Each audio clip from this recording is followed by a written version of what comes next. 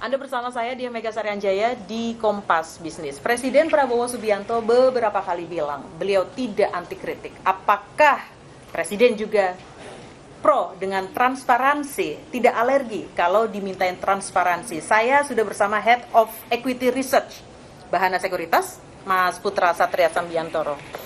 Saya berangkat dari pola APBN kita. Dari 2017, APBN kita selalu dipaparkan ke publik tepat waktu, pekan kedua atau pekan ketiga ya, dari 2017 Mas, sampai ya di akhir eranya Pak Joko Widodo.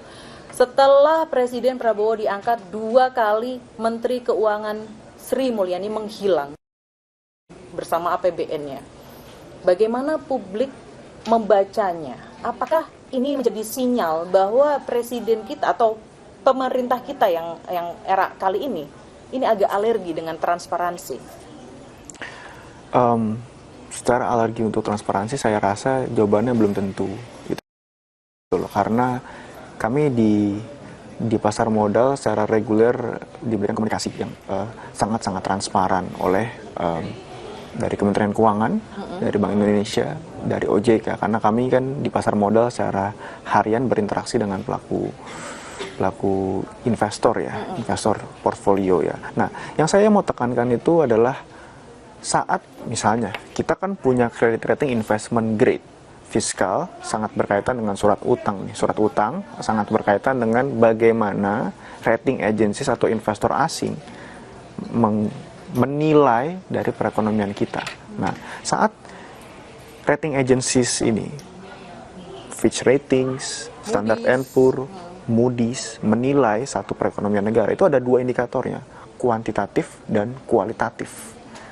Kuantitatif itu biasanya ya model-model seperti pertumbuhan ekonomi, hutang dari pendapatan dan lain-lain. Tapi ada faktor kualitatif di mana ini ada policy credibility di sini.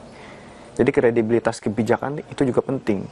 Karena investor-investor asing ini mau tahu kalau Anda melakukan satu kebijakan A dan Anda akan bilang untuk oke, kami akan melakukan A. Apakah Anda akan follow through? Apakah Anda itu akan konsisten? Apakah Anda akan mencapai A tersebut? Gitu loh. Jadi ini ada policy credibility yang sebenarnya dalam 15 tahun terakhir sejak krisis finansial 98 kita ini memiliki kredibilitas yang sangat-sangat tinggi di mata investor. Iya. Gitu loh. Jadi fiskal moneternya kita itu sangat disegani karena bisa memberikan satu prediktabilitas. Ya, saat misalnya suku bunga akan diturunkan, harusnya investor tuh tahu udah dari 6 bulan lalu gitu loh. Ini arahnya Bank Indonesia mau ke arah sini. Gitu. Saat misalnya Kemenq Bu Sri Mulyani bilang, kita kan punya undang-undang nih, defisit APBN tidak boleh melebihi 3% dari PDB. Betul. Investor asing tahu Indonesia minimal Bu Sri Mulyani akan melakukan hal yang tersebut. Saya berikan contoh. Saat 2020 kita lagi pandemi COVID, kita tidak punya uang untuk bayar vaksin, untuk renovasi rumah sakit, dan lain-lain. Gitu. Kita melakukan relaksasi anggaran. Dari yang tadinya itu 3%, kita lepas. Ya. Sempat pada puncaknya itu defisitnya Indonesia 6% dari PDB. Tapi apa yang dilakukan oleh Bu Sri Mulyani? Dari 6%, Bu Sri Mulyani bilang ini hanya one off. Jadi ini mungkin hanya saat pandemi dan saya akan kembalikan lagi. Pengecualian. Oke. Gitu. Jadi istilahnya, ada satu murid bilang sama orang tua atau gurunya, gitu kan ya. Aduh, maaf Pak, nilaiku lagi jelek nih. Aku dapat 50 di matematika. Tapi ini kayaknya one off deh, maaf Pak. Semester berikutnya aku akan belajar. Kau balikin lagi. Nilainya jadi bagus lagi. Dan apa yang dilakukan anak ini? Dalam hal ini, ya anak ini perempuan namanya Sri Mulyani. Dia beneran bagus nilainya. Dia beneran yang tadinya defisitnya itu 6. Ya, dalam tanda kutip ugal-ugalan gitu kan, 6%. Dikembalikan dalam periode 3 tahun. Kembali ke bawah 3% dari PDB. Ini ada satu kredibilitas. Dan kredibilitas itu nggak bisa dicapai dengan 1-2 tahun ya. Ini adalah kredibilitas selama 10 tahun investor percaya. Makanya kenapa banyak rumor di pasar itu kan, waduh kalau Bu Sri Mulyani turun itu rupiah melemah dan lain-lain. Sri Mulyani effect. Bagus. Lalu apa yang terjadi dengan APBN kita yang menghilang 2 kali? Apakah itu akhirnya melukai kredibilitas Sri Mulyani yang sudah dibangun bertahun-tahun? Ini investor sudah percaya sama Bu Sri Mulyani. Gitu loh. Kepercayaan susah untuk, ya sama saat kita sudah dikhianati oleh pasangan kita kan susah kan memaafkan itu kan ya. Ini kita sudah begitu Bu Sri Mulyani begitu misalnya kita pacaran gitu kan ya, datang ketemu di restoran jam 8, dia datang jam 8 selalu, datang lagi jam 8, besoknya lagi janji nih saya akan nikahin kamu tanggal segini, dia datang lagi. Kredibilitas itu penting gitu loh. Ini mengapa yang dilakukan yang dilakukan ke depan adalah bagaimana ini, istilah bahasa Inggris adalah our hard fought credibility, kredibilitas yang sudah diperjuangkan. Ini jangan sampai hilang nih, gitu loh. Karena kita ini dari 3 rating agencies tersebut sudah investment grade, bukan hanya karena fundamental makroekonomi kita kuat, tapi secara kredibilitas kita sangat baik, sangat bagus. Misalnya gitu loh, kita punya pacarnya itu selalu datang jam 8, tiba-tiba sekali gitu kan, ya telat 10 menit lah. Terlambat 2 bulan, pertanyaan saya gitu loh, Anda masih percaya nggak sama pacar Anda? Terus kan pacar Anda bilang, iya ini itu keterlambatan mungkin karena administratif, sempat diskusi dulu sama orang tua di rumah dan lain-lain. Akan memaafkan dan masih percaya karena orang ini udah selama 12 tahun memimpin Kementerian Keuangan Indonesia, selalu menepati janji, selalu punya kredibilitas. Gitu nah, makanya gitu loh, kalau diperhatikan pergerakannya saham itu kan ya, di pasar modal jadi kan saham, pasar modal ada 3, pasar saham, pasar obligasi, pasar falas, nilai tukar rupiah. Dan lihat dalam bulan Maret ini yang terkoreksi dalam itu cuma pasar saham. Ya. Kalau pasar saham terkoreksi, menurut saya tidak ada kaitannya antara Bu Sri Mulyani dirumorkan akan mundur atau di reshuffle dengan koreksi di pasar saham. Nggak ada kaitannya. Saya bisa bilang gitu. Kenapa? Karena kalau Bu Sri Mulyani beneran itu akan mundur dan lain-lain. Kan ini orang yang kredibel ya. Yang kena duluan tuh seharusnya bukan di pasar saham, di pasar obligasi dan di rupiah dulu. Nah kan kita ngelihat nih, di pasar saham yang turun belum menular dan saya rasa tidak akan menular. Yakin tidak gitu akan menular, tidak akan menjalar. Oke. Ya, gitu, ke pasar obligasi dan ke pasar falas gitu loh. Karena kalau Bu Sri Mulyani misalnya mundur, investornya percaya dan lain-lain, ini yang kena duluan di hit itu adalah di pasar obligasi. Ini kan fiskal berkaitan langsung. Iya, tapi masalahnya kredit default swap kita juga kemarin kan agak rekor tuh, tertinggi sejak November beberapa tahun. Bukankah itu juga menjadi cerminan ya? Karena ketika APBN kita dalam tanda kutip menghilang, kita indikator untuk transparansi kemana? Ya pasti mencarinya sesuatu yang netral seperti di pasar saham dong. Salah satunya adalah CDS itu. Nah, betul nggak? Saya cenderung dari pihak yang membela Bu Sri Mulyani dalam hal ini. Dalam hal misalnya, gitu loh, kredit default swap-nya kita naik. Terus yield mungkin sempat naik tereskalasi. Nah, mesti lihat dulu nih, naiknya relatif tuh apa gitu loh. Kita misalnya kredit default swap-nya berapa? 80, 100, kredit default swap kan indikator probabilitasnya satu negara tuh bangkrut. Default. Jadi makin tinggi itu premiumnya makin tinggi, itu artinya negara tersebut makin dianggap lebih mungkin buat bangkrut gitu kan ya. Rentan. Tapi kita itu naik ke 80-100. Base case sebelum Bu Sri Mulyani kita 200-300 loh. Balik ke baseline-nya segituan ya. Gitu. Jadi ada istilahnya ya, kita suka tidak suka gitu loh. Mau politisi itu bilang, wah Bu Sri Mulyani seperti ini dan lain-lain. Ini di pasar ini ada namanya Sri Mulyani Premium. Sri Mulyani Premium artinya adalah kalau kita minjam uang dari investor internasional biasanya 7%, mahal dong, gitu kan. Dalam dolar biasanya 7%. Karena yang datang minjam uang itu Bu Sri Mulyani punya kredibilitas, kita bisa minjem utang global bond 5%. Oh, prudent nih, kayak gitu maksudnya. Prudent nih, gue tahu nih kalau gue minjemin duit ke ibu yang ini pasti balik. Jadi ada seperti Sri Mulyani Premium, suka nggak suka. Dan ini dampaknya positif bagi pasar obligasi, bagi pasar rupiah, dan sejauh ini ya, itu tadi, yang terjadi di pasar saham belum terjadi di pasar ini karena masih dijagain, masih ada kredibilitas Bu Sri Mulyani di sini.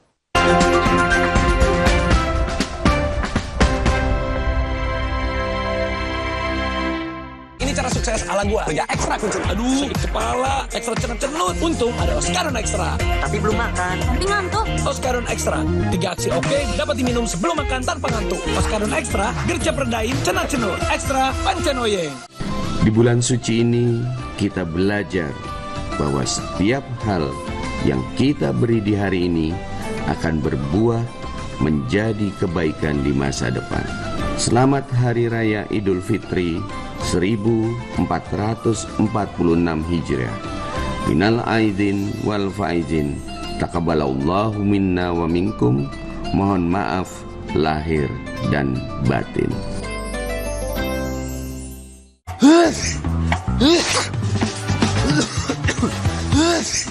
Minum dong Ultra Flu, flu dan batuk, meredakan demam, sakit kepala akibat flu dan batuk. Untung ada Ultra Flu, flu dan batuk reda, lega rasanya.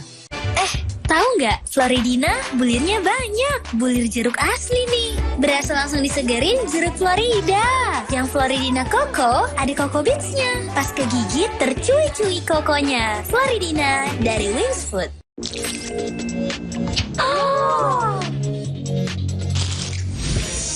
Oh my god, it's Indomie. Indomie seleraku. Kuatkan hati di saat Ramadan datang.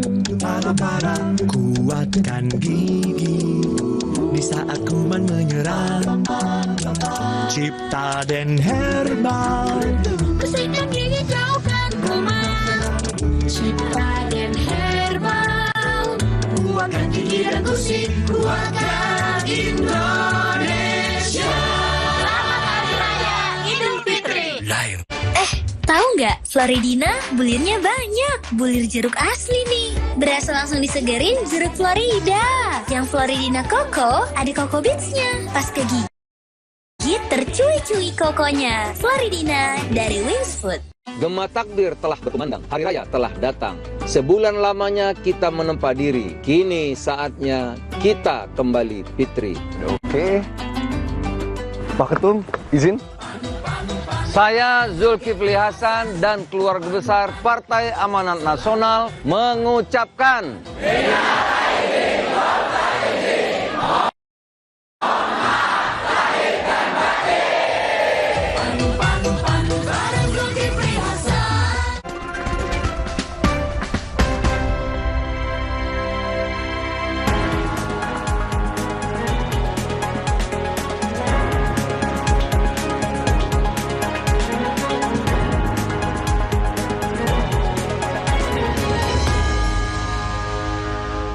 Oke, APBN masih dijaga oleh seseorang bernama Sri Mulyani. Tapi masalahnya Mas, ada beberapa bukan fenomena sih, ada beberapa hal yang juga memunculkan pertanyaan ya, terutama tentang gas dan rem. Oke, saya ke eranya Pak Jokowi deh sebagai cerminan. Dulu permintaannya Pak Jokowi ABCD sedemikian rupa.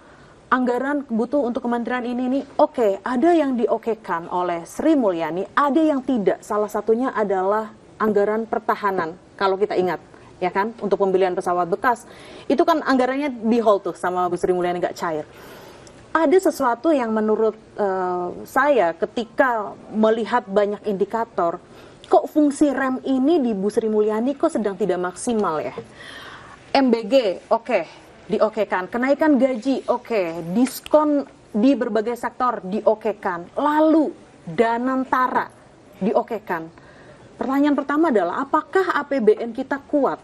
Lalu apakah memang keinginannya Presiden Prabowo dengan sedemikian banyak program besar, belum kita ngomongin giant sea wall juga kayak gitu, apakah memang harus diakomodir oleh seorang Sri Mulyani?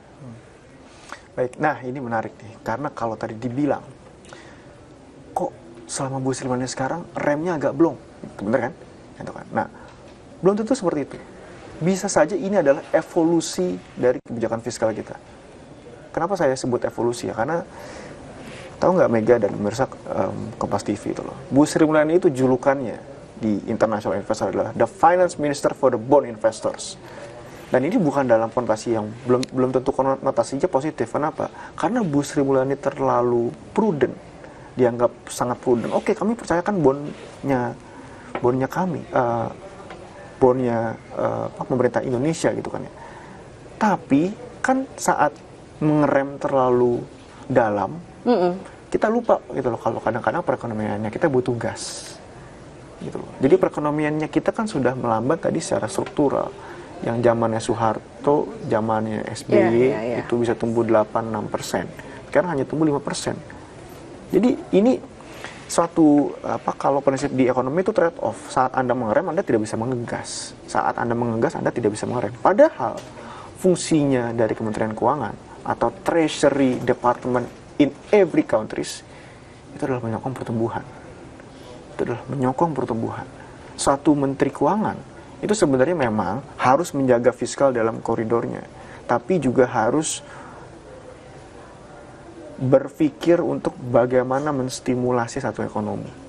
Mengoptimalkan APBN untuk ekonomi. Iya, jadi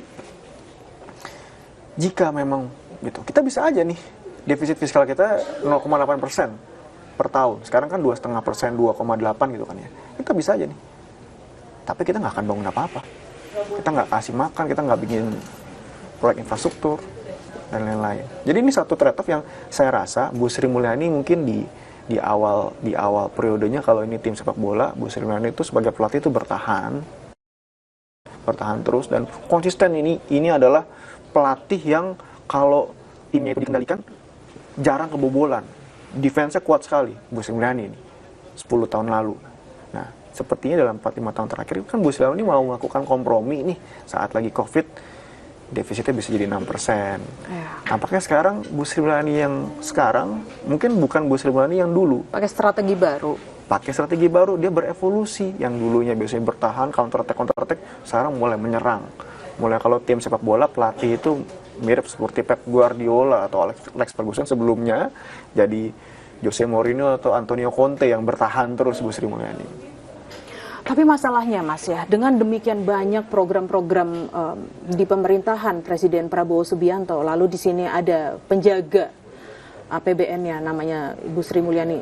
Seberapa meyakinkan sih bahwa ide-ide atau program-programnya Presiden Prabowo itu tidak ditumpangi oleh ide-ide tidak taktis yang pada akhirnya jadi backfire juga untuk APBN? Nah, saya tuh teringat saya pernah ngobrol dengan salah satu Menteri Keuangan, gitu loh. Terus Menteri Keuangan ini bilang ke saya mungkin nggak disclose Menteri Keuangan ini siapa, kita bisa nebak lah siapa kan, gitu loh. Yang paling susah jadi Menteri Keuangan itu adalah the art of saying no. Jadi Anda mesti bisa menolak tuh. Jadi saat jadi Menteri Keuangan, kan seluruh instansi nih, lebih dari 30 kementerian, lembaga, hampir 100, pasti semuanya minta anggaran ke Anda. Karena Anda adalah bendaharanya negara kan. Dapat yang kementerian A request, Bu butuh uang buat bikin ini. Yang kementerian ini, Bu butuh uang buat makan bergizi gratis. Ini bilang, wah butuh uang buat Danantara.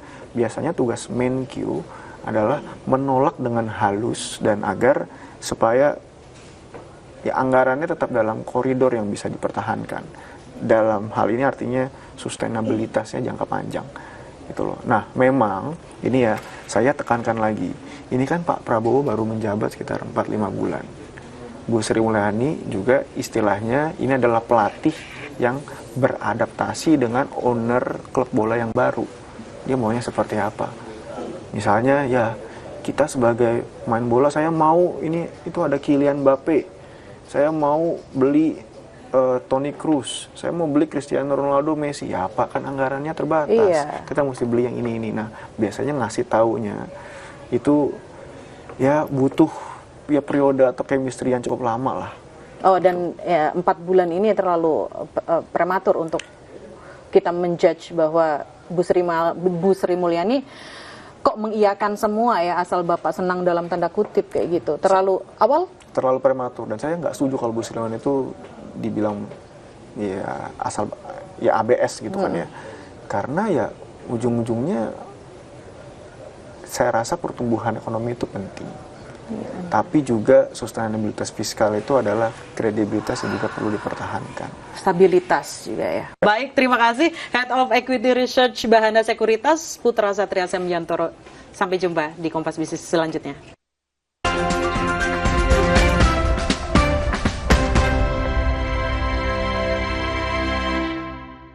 FB Pokal 2024-2025 Semifinal Big Match. VfB Stuttgart dengan winger Dennis Undav akan menjadi ancaman serius dan membawa timnya melaju ke final DFB Pokal kala bertemu dengan RB Leipzig dengan striker Openda yang tidak akan mengendorkan permainan menyerangnya untuk menggenggam tiket final.